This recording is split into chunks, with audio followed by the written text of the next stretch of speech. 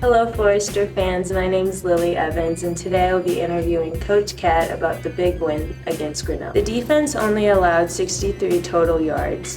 What did you do in practice to reflect this in the game?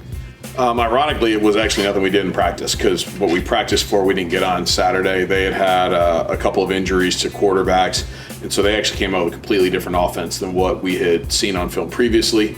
I think that for our guys played really well. I think that Grinnell being shorthanded really impacted their ability offensively to move the ball.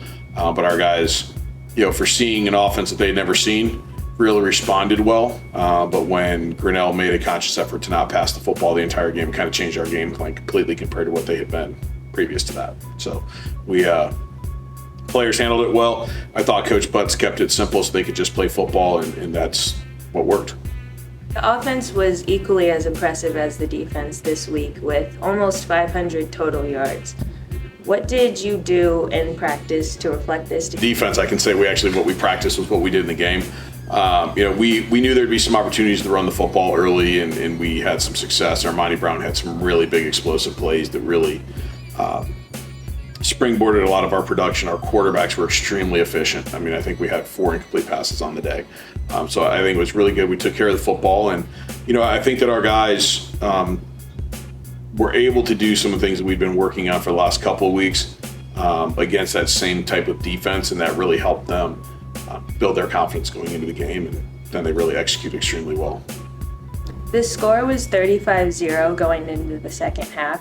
Did you get to rotate any new players onto the field? Yeah, so with the exception of kickers and long snappers, we were able to get every single healthy body into the game at some point. Caden Mazurek got his first touchdown of his career on Saturday. There were a couple of other guys. George Maroon had a really nice run and carry into the red zone. Jermaine Robinson, running back, a bunch of our linemen got in and out. And so I thought you saw some really good opportunities for those guys to play. I think this is the third game this year that we've been able to get everybody into. So I think it's something we always try to do as coaches, is we'd rather them play in a varsity game than ever schedule JV contests or anything like that. And so we take great pride in that, and the guys got to play in the game on Saturday. Although the whole team did really well, what unit do you think really stood out in this game? Yeah, I think one area that really stood out to me was our kickoff team. We, had a new kicker this week due to an injury, and so Beckham Sonneman did a great job with kickoffs for the first time in his career.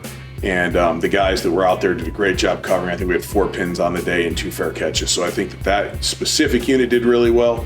Some of our other special teams didn't play. Our punt team didn't go out there at all this week. And so I thought that our kickoff team did a really nice job.